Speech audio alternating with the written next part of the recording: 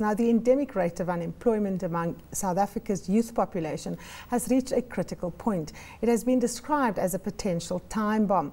In an earlier recording for tonight's political exchange, I asked Finance Minister Pravin Gordhan about the country's plans to address youth unemployment through his proposed Youth Employment Incentive Strategy. One of the tragedies, if you like, of the current recession, which started in the Western world in 2007, 2008, is its impact on employment more generally. So in South Africa, we lost 1 million jobs.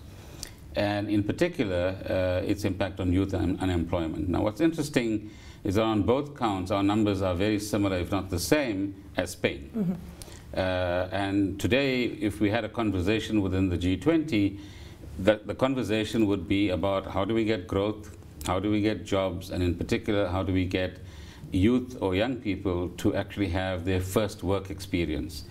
And South Africa, in a sense, is part of that global trend. Some of our numbers are worse than others. Sometimes our numbers are slightly better than others. Secondly, we've recognized for some time that our education system is partly working, but it needs massive improvement. Our skills system is being rebuilt, both in terms of private sector contribution to skills and government's contribution to skills development. Our vocational education system, again, is being repaired at the moment and being put right. We've had government programs, what we call public works programs, in very different forms related to the environment, to work in the rural areas, to construction projects, and other kinds of projects throughout, which has given some, about 1 million sort of job opportunities to young people. But the key in an economy like ours is the private sector, because they make up 70% of our economy. And the question was, how do we get the private sector to start employing young workers and giving them their first work opportunity? And in that sense, the concept of the incentive is about saying, how do we share costs? How do we not just incentivize you to bring in young people, but we understand that's going to be a cost, particularly if they're inexperienced young people, and the state is willing to share these costs.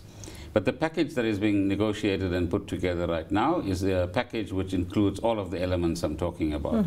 Training, vocational education, public works programs, and indeed the role of the private sector through this cost-sharing mechanism. The discussions are fairly advanced. I'm not too aware of all of the details, but we're hoping that the design elements will become clearer in the next few weeks. And the reason that we mention it in the budget is that this incentive works off the tax system.